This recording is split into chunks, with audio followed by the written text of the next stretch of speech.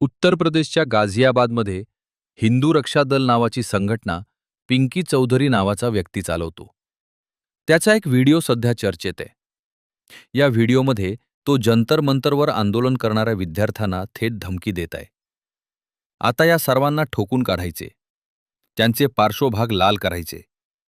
त्यासाठी रविवारी 26 जुलैला दुपारी 12 वाजता आम्ही जंतर मंतरवर पोहोचणार आहोत, अशी घोषणा त्यानं केली आहे. चाहता हूं आज उनको ठीक करने का काम, उनको मुंह तोड़ जवाब देने का काम, उनके पिछवाड़े लाल करने का काम अब हो गया है।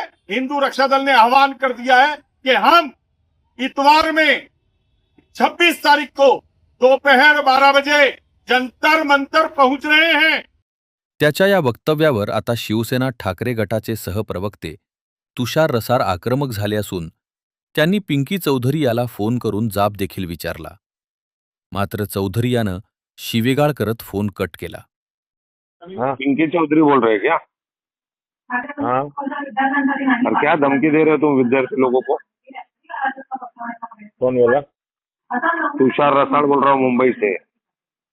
बोलना बहन की, तेरी माँ की उतना तेरी बहन की बात करेंगे.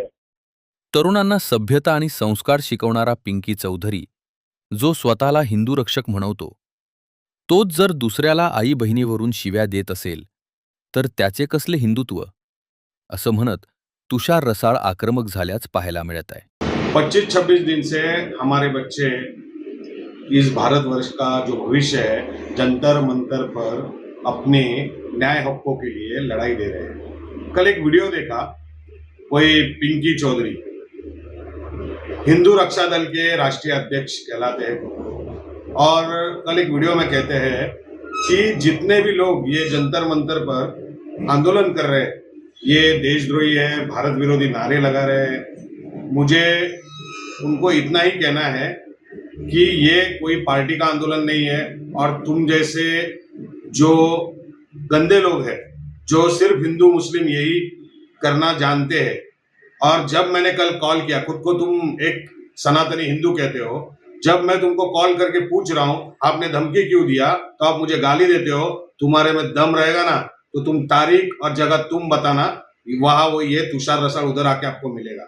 और आपको एक ही बोलता हूँ, ये बच्चों को आप कम मत समझिए. कल अगर उधर 26 तारीख को आप जाने वाले हो ना, अपने हाथ पैर तुड़वा के आओगे.